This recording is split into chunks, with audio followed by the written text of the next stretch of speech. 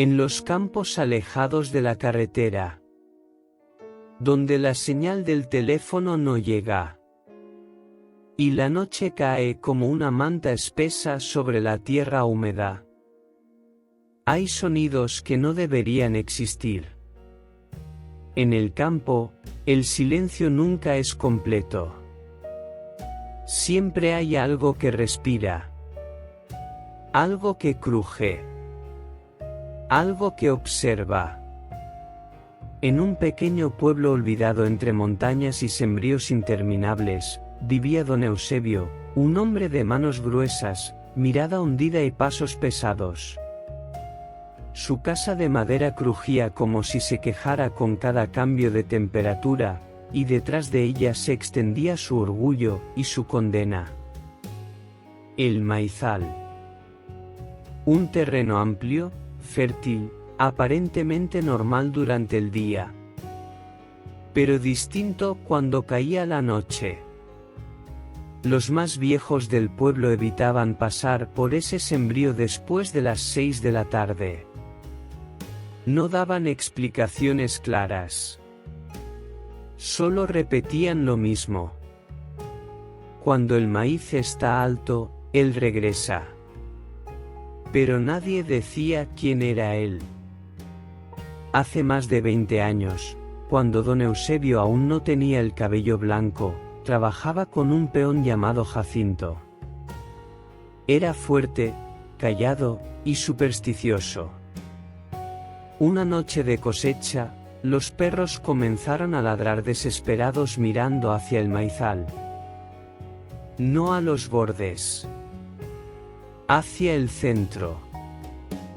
Jacinto tomó su lámpara de queroseno y dijo que iría a espantar lo que fuera que estuviera dañando el cultivo.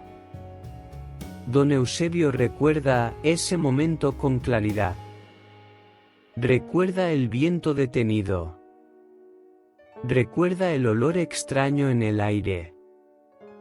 Recuerda que no había grillos cantando. Y recuerda el silbido.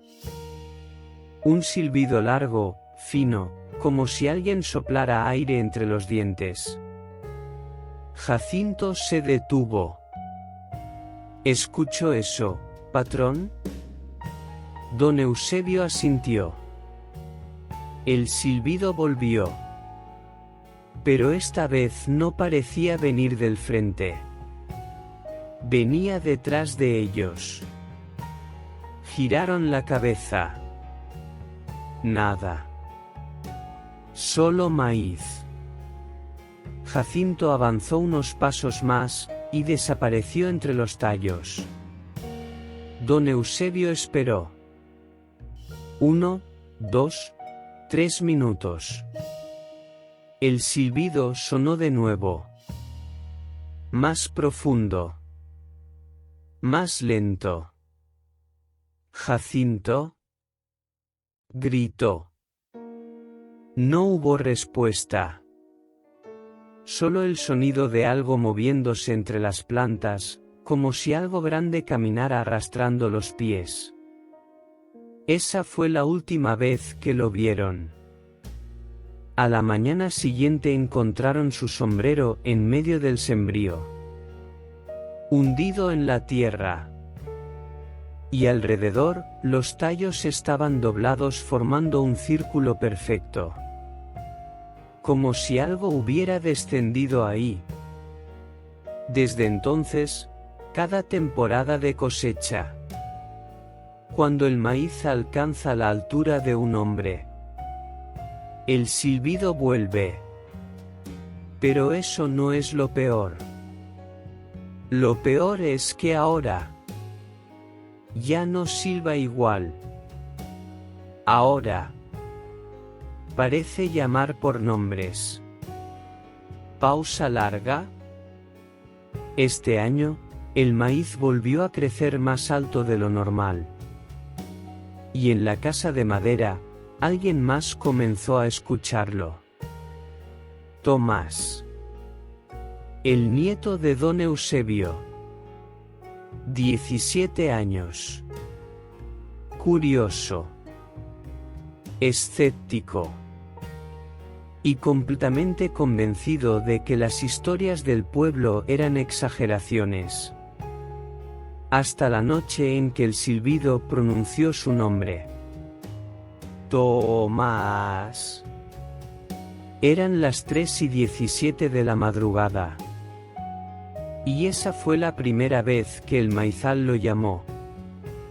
Eran exactamente las 3:17 de la madrugada cuando Tomás abrió los ojos sin saber por qué, con esa sensación incómoda de que alguien lo estaba observando desde algún rincón oscuro de la habitación, pero no había nadie, solo la sombra alargada del ropero proyectada por la luz débil de la luna que entraba por la ventana mal cerrada. Entonces lo escuchó otra vez, ese silbido fino, estirado, antinatural, que no parecía atravesar el aire sino meterse directo en su cabeza, como si soplaran dentro de su oído desde adentro hacia afuera, y el sonido no venía del camino ni del corral ni del monte, venía del maizal, profundo, desde el centro mismo del sembrío donde los tallos eran más altos y densos. Tomás se incorporó lentamente, con el corazón golpeándole el pecho, intentando convencerse de que era el viento, pero esa noche no corría ni una brisa,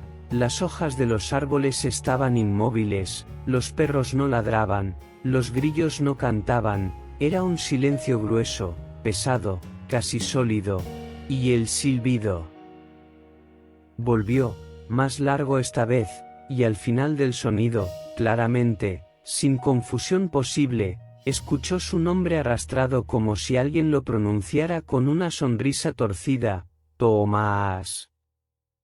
Y el muchacho sintió un frío subirle por la espalda como dedos helados caminando vértebra por vértebra. Sin encender la luz para no despertar a su abuelo, tomó la linterna que guardaba bajo la cama, se puso las botas sin hacer ruido y salió al corredor de madera que crujió bajo su peso como si intentara advertirle que no avanzara, y al abrir la puerta principal lo golpeó el olor húmedo de la tierra mezclado con algo más, algo viejo, como agua estancada o madera podrida. El maizal se extendía frente a él como un mar oscuro y quieto, demasiado quieto, y en medio de esa quietud, un sector comenzó a moverse lentamente aunque no había viento, como si algo caminara en círculos adentro, empujando los tallos desde abajo, no desde arriba, y el silbido volvió a sonar, esta vez más bajo, más cercano, tan cercano que Tomás pudo jurar que lo sintió vibrar en el pecho, y entonces dio el primer paso hacia el sembrío, sin saber que cada paso lo alejaba no solo de la casa, sino del mundo que conocía.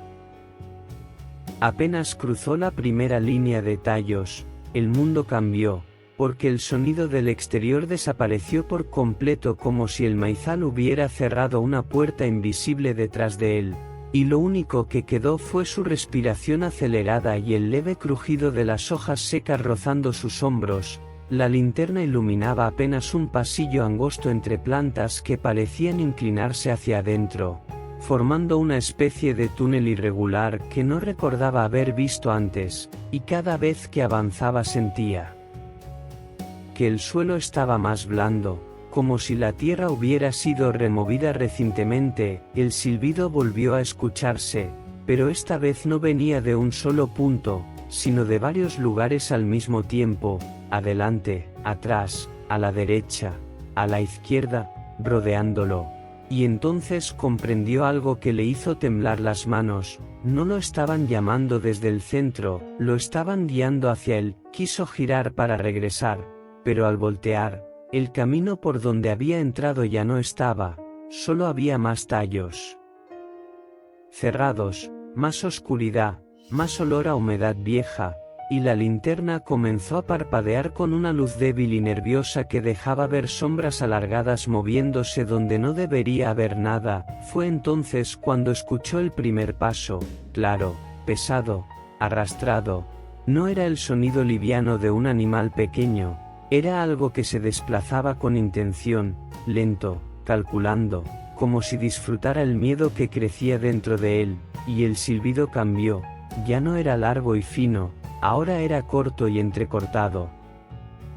Como una respiración dañada, como pulmones que silban al exhalar, y entre ese sonido volvió a escucharse su nombre, pero esta vez no desde afuera, sino justo detrás de su nuca, tan cerca que sintió el aire frío rozándole la piel, y cuando se dio vuelta bruscamente no vio nada, hasta que la linterna iluminó algo a la altura de los tallos, una sombra más oscura que la noche misma, demasiado alta para ser un hombre, demasiado delgada para ser un animal, inmóvil, observándolo.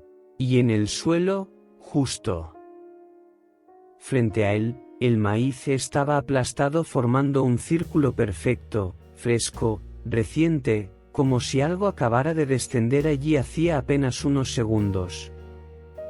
La linterna cayó de la mano de Tomás cuando la sombra dio su primer paso, no caminó, se deslizó, como si no necesitara tocar completamente el suelo, y el sonido que produjo no fue el de pisadas sino el de algo húmedo arrastrándose entre las raíces. La luz giró en el suelo iluminando en destellos cortos aquello que tenía frente a él, y entonces lo vio con claridad suficiente para que su mente se negara a aceptarlo. No tenía rostro, o al menos no uno humano, donde deberían estar los ojos solo.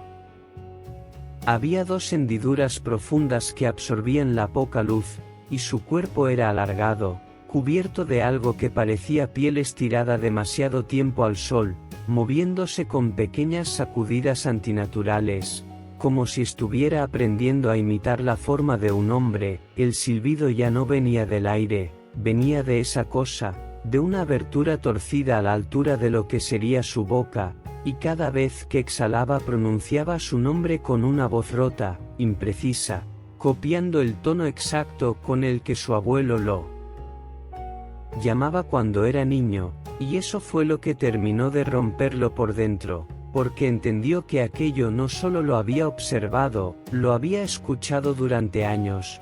Tomás retrocedió hasta sentir los tallos cerrarse contra su espalda y entonces el suelo cedió bajo sus pies, cayó dentro del círculo aplastado y la tierra se abrió como si nunca hubiera estado firme, como si siempre hubiera sido una tapa. Y mientras descendía en esa oscuridad húmeda alcanzó a ver que no estaba solo, que debajo del maizal había más espacio del que debería existir, un hueco imposible, profundo, donde otras sombras se movían lentamente, esperando. Y el último sonido que salió de su garganta no fue un grito sino un intento ahogado de llamar a su abuelo, pero arriba el maíz ya se estaba cerrando. Los tallos volvían a levantarse uno por uno como dedos que encubren un secreto, y el silbido se convirtió en un coro bajo y múltiple que vibró en la tierra antes de apagarse por completo. A la mañana siguiente, don Eusebio encontró la puerta de la casa abierta. Encontró las botas marcadas hacia el sembrío. Encontró la linterna rota en medio del maíz. Y encontró el círculo. Más grande que nunca. No gritó. No lloró. Solo se quitó el sombrero y susurró algo que nadie alcanzó a entender. Desde ese año, el maizal ya no necesita esperar la temporada alta para silbar. Ahora lo hace en cualquier época. Y los vecinos aseguran que, cuando el viento sopla desde esas tierras, pueden distinguir claramente dos sonidos distintos. Uno es largo, viejo, desgastado. El otro es más joven, más reciente. Y ambos llaman por nombres. Así que si alguna vez pasas por un camino de tierra, de madrugada, y escuchas un silbido que parece venir desde un sembrío demasiado quieto, no respondas. No mires hacia el centro. Y, pase lo que pase, no entres al maizal.